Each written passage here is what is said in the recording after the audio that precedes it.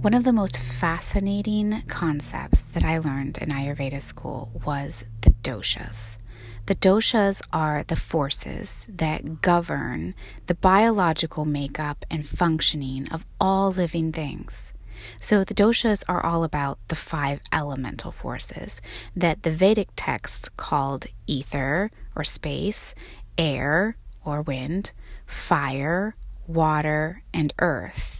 And each dosha represents a set of these elemental forces, and its name becomes synonymous with the qualities that those elements display. Vata dosha, for example, represents the elemental qualities of wind and ether. It moves. The Vata dosha is responsible for all movement within an organism, the transportation and circulation of cellular materials, and the elimination of waste. The nervous system is also governed by Vata. Whereas the Pitta dosha represents the qualities of fire and water. It transforms. Pitta's role in an organism is digestion and transformation. It governs the fire of the metabolism, taking in food and transforming it into energy.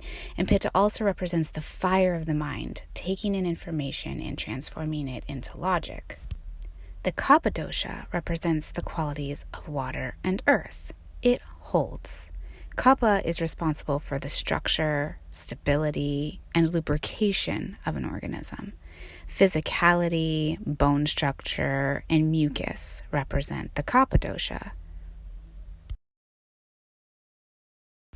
Now, all 3 doshas rely on each other for balance, but usually in individuals, 1 or 2 of the doshas will dominate. Vata-dominated individuals reflect the quality of wind and ether. These elements are inherently dry, quick, cold, and subtle. So they're not as dense as, earth and water. As such, Vata-type individuals have trimmer builds, they are quick to move and speak, they have a tendency towards dryness and coldness, and when Vata types are out of balance, it's common for them to experience like dryness, coldness, irregular digestion, overwhelm, and anxiety.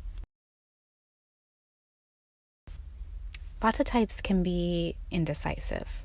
Like the wind, they can change their mind, change direction very easily. They can be scattered, they can be flighty, spacey, and moody. But in general, Vata types are creative, energetic, enthusiastic, and really fun. Remember, Vata is what moves. It's the movement in the grand scheme of things. And so it's important that there's this flow in a Vata's life. However, too much flow or not enough structure can lead to that overwhelm and that anxiety and that sense of just like not being able to really bring into fruition the inspiration that Vatas are so well known for. So they tend to gravitate towards their Kapha counterparts. That earth and water nature is really grounding for Vatas. Another dosha that really benefits from that grounding nature of earth and water that Kapha offers is Pitta. Pitta individuals reflect the qualities of fire and water. So they are hot. They can be oily. There's a sharpness about them. Maybe they're sharp-witted, or they're sharp in the way that they talk. They have like that really clear, concise, direct sort of type of communication style. And there's a lightness to Pitta too. So Pittas are considered the medium body builds, and their body temperatures tend to be hotter, and they have strong appetites and fairly regular digestion and elimination. And they tend to be particularly passionate and focused individuals. They want to burn, they want to digest, they want to understand. So when Pitta types are out of balance, it's common for them to experience inflammation, diarrhea, burnout due to overworking themselves, and they get those real heated emotions like rage and jealousy or excessive criticism. So they enjoy pushing limits. In general, though, Pitta types are keen and perceptive and logical, and they are driven. So next we have our Kapha-dominated individuals who reflect the qualities of water and earth. There's that cold, dense, strong, moist quality of water and earth. And so Kapha type individuals are typically denser in their physical makeup. They may take their time speaking and moving. They have slower metabolisms as well, and they tend to be less affected by stress than Vata and Pitta types. They can, however, experience inertia. When they're out of balance, they can have some constipation, or they may be stubborn or complacent or uninspired, but they are generally very gentle, loving, calm, compassionate, and the most reliable. So all three doshas rely on each other for balance, and all three doshas manifest within each individual life form in unique combinations. Like I said, most often one or two of the doshas will dominate in an individual, and you can recognize the dominating doshas by observing the structural qualities, the personality type, and the speech pattern of an individual. So where do you think you fit into all this? What do you think your dosha is, or the two doshas that show up the most in your personality or your physicality?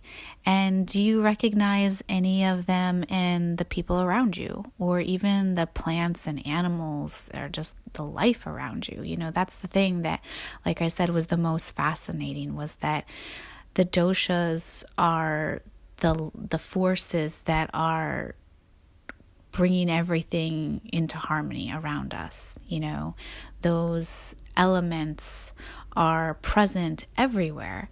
And it's a really cool thing to be able to see this, not only in the world and in life, but in ourselves, and to have that sense of like, wow, my unique expression it's important. It's really like, it's part of the bigger picture, and I don't need to be more like anyone else. You are you for a reason, and your role is important. So my goal with Vata Mama is to show you how you can use the flow and the fire and the structure of the world around you and create harmony in your own life, in your body, and in your relationships, and in the work that you do, and in your emotional states, and do it in a way where you feel deeply supported, well energized, and flowing optimally.